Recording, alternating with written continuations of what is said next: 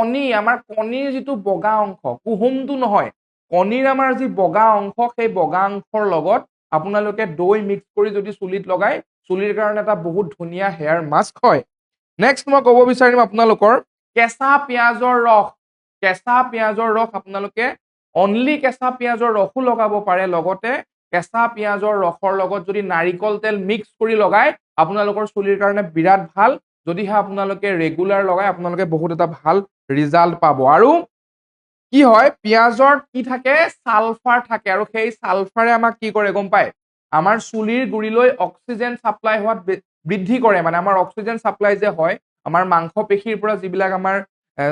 সকলো শৰীৰৰ সকলো অংগলৈ যে আমাৰ অক্সিজেন যায় বা তেজৰ সঞ্চালন হয় সেই তেজৰ সঞ্চালন বৃদ্ধি হ'ব আৰু চুলিৰ গুৰিৰ বিলাকলৈ তেজৰ সঞ্চালন বৃদ্ধি হোৱাৰ লগতে অক্সিজেনৰ ধুনীয়া সাপ্লাই হ'ব পিঁয়াজৰ ৰস আপোনালোকে যদি ব্যৱহাৰ কৰে আৰু চুলিৰ গ্ৰোথ বহুত ভাল হ'ব বা চুলি নসৰে